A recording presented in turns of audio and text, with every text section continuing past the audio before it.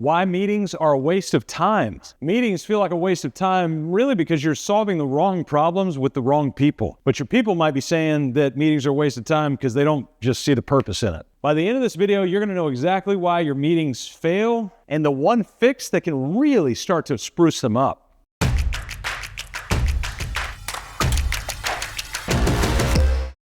We have the opportunity to be able to work with contractors, and notorious in the world of contractors is the contractor actually going job by job and talking about all the jobs and the problems of the jobs and the problems with the customers of the jobs and all of the nuances that go into that and the frustrations. And what they do is they come to their meeting and they're just happy that they got together, right? And a lot of times when we're supposed to be meeting, the owner doesn't show up, and so everybody kind of looks around like, well, she's not here, so I guess we're not meeting, right? And so the meeting is dependent on a person rather than the meeting being dependent on the mission of the business. Our mission as a business is to liberate owners from chaos, to make time for what matters most. Why do we meet?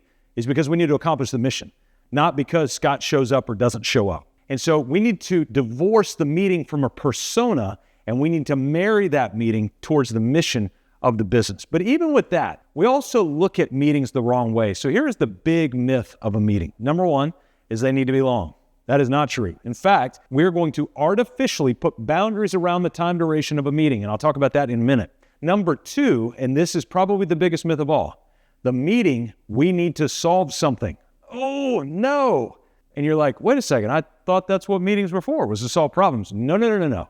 Meetings are to create awareness of what the problem is so that we can then go solve the problem. Think of it like a medical practice. You walk into the doctor's office, you don't solve the pain typically in the doctor's office. In fact, many times the doctor's office creates more pain. They have to cut, they have to suture, they have to do whatever. So it actually creates more pain going into the doctor's office, but for a long-term solution. So I want you to think about meetings that way, that they're really more of a diagnostic time to uncover, to understand. And then outside of the meeting, we've hired all of these people to then go solve the problem or whatever that is. But what if you come into a meeting and you have a problem that needs to be solved and you know what that problem is? Well, now what you're leveraging the meeting for is to coordinate a cavalry around you. You need support to help you solve that problem, whether that be direct support or just some lending them some courage from somebody or some ideation or whatever that might be to connect you with somebody else. You need to support to solve that problem. So meetings are very rarely a solution time, and they're almost always an awareness diagnostic time. That should blow your mind just there. That's a totally different methodology of how meetings operate. All right, let me come into one of your meetings really quick. Now, before I do that, I want to scale the camera back because meetings are just one little element of the entire operating system of a business. It's like going into your computer and saying, hey, all I use is the calculator. If I can just fix a calculator app on my computer, then my whole computer will run fine. That is not true. One app is just one app. One command is just one command, but it's a host of other commands that entail the full organism of a business. Well, meetings are the same way. Meeting is just one element of a whole business. So really quickly, to categorize your business, because it's really important, category number one, every business has an operating system. And that operating system is borne out into four major layers: purpose, people, process, and profit. We call those the four foundational cornerstones of every business. Then the second vertical, or the separate framework to think of your business, what we call a master process roadmap. So your product is not your product. The electrical services, the plumbing services, the underwater restoration, whatever it might be, that's not your product. The process by which you deliver that product is the product that you're actually selling. You may need to meditate on that thought for just a second. But your product is a commodity. There's lots of other people that do it. But the process by which you do it is unique and specific to you. And so when we go into meetings, understanding that our business is a function of operating system, of a process roadmap, and also a methodology to keep us recurringly holding ourselves accountable, training, going back over and over again. Think about a sports team or a military command. What are they doing if they're not playing a game or fighting a battle? They're training.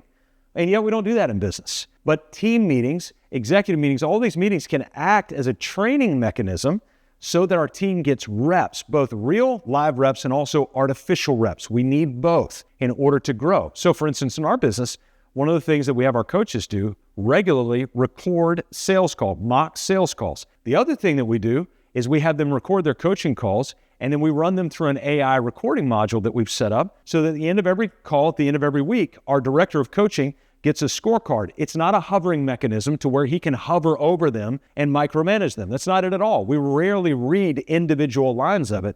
What we're looking for is trends to help us diagnose what's there. So it's incredibly valuable to be able to pull in that data. And the meeting is where we create awareness so that we can then deploy people to go solve those problems outside of the meeting. So that leads us to another key element of meetings. Meetings need to be 1 hour, agenda-driven, leader-led. Too many times your meetings are multiple hours. No agenda, even though we say we have one, and there's really no leader, even though there's one person that we've designated, because the thing gets completely out of control. And so the question becomes, what do we do when nobody talks in the meeting? Well, that's the job of your facilitator. And that's why I say I think it's good that the facilitator is not you, because us as owners, a lot of times, our voice comes across differently. It comes across with a different weight, whether we want to or not. People can say things like, he's one of us. She's just like us. But the reality is, most people rarely ever see it that way. Most people see a word that comes out of the owner's mouth as carrying a different weight in some cases than some other people. And so you, the owner, really just need to be an agenda item on the meeting rather than the facilitator of the meeting. And a good facilitator, if nobody's talking, will get them to stoke talking. How do they do that? They can send pre-workout. They can send preparatory videos. Here's what's coming, so come ready. They can stoke conversation in the middle of it, saying certain phrases and words.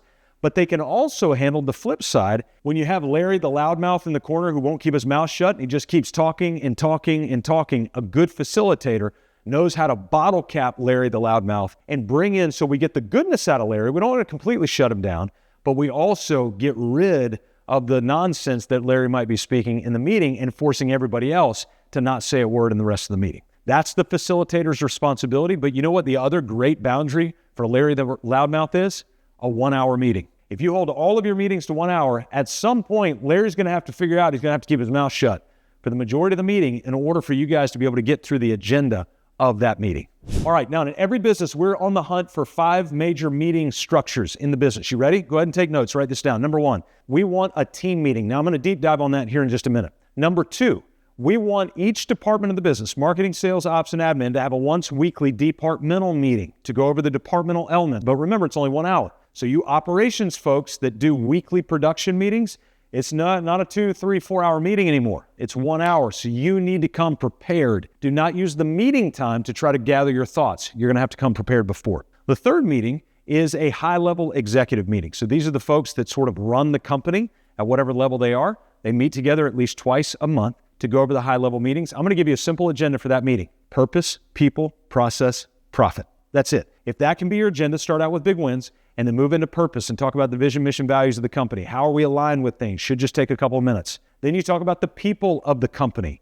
Hey, who's succeeding? Who's falling behind? Where do we need to impact? What are some people things we need to pay attention to? Then you talk about the process and accountability of the company. And we walk around, hey, where are things that we're really not living up to standard on? What are some other things that we're crushing right now? What do we need to be repetitively training on? And then the profit of the company. That's where we do monthly billing, whatever numbers that you want to review in that meeting. So that's what we're looking at the executive team meeting. Then we have a one-on-one check-in. In fact, this is a good point to point you to another video where I dive deep on the one-on-one check-in to see how you can interact and hold your team accountable through a one-on-one check-in. So click on the link in the description below to be able to see that video. I think it'll be incredibly valuable for you. And then finally, the once annual performance review.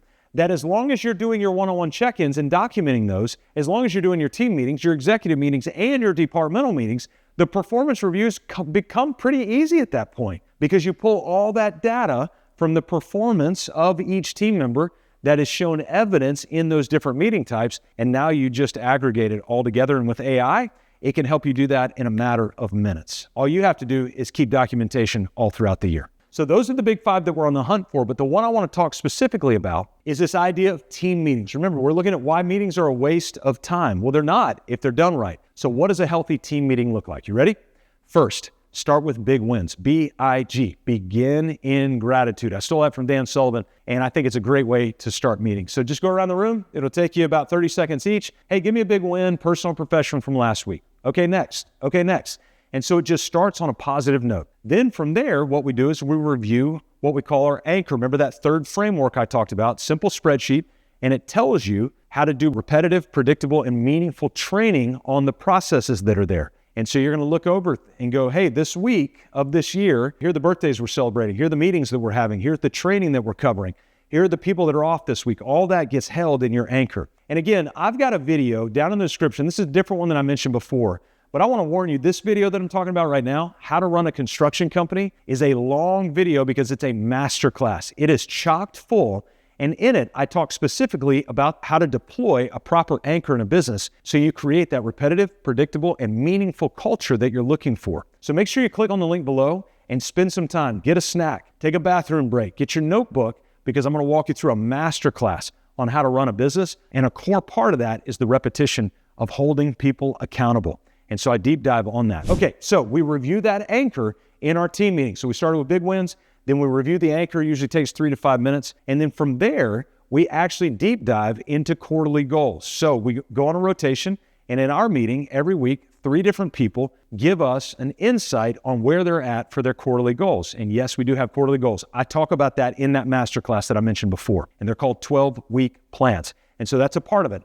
Then in our team meeting, we go division by division for a quick high-level overview: marketing, sales, ops, admin, anything that we need to be aware of in any of those 4 verticals that's going to impact the whole or an update of how you're progressing. So if you can do big wins, a review of accountability through the anchor, a 12-week plan accountability for each person's quarterly goals, but just on a rotation every week, and then finally going division by division, you will have a full scope of the team and a full scope of the business. So now the team is aware of what's going on, they're deployed to run, and the people who need to go solve individual problems are now equipped to go solve those problems. And guess what they're going to do at the next week team meeting?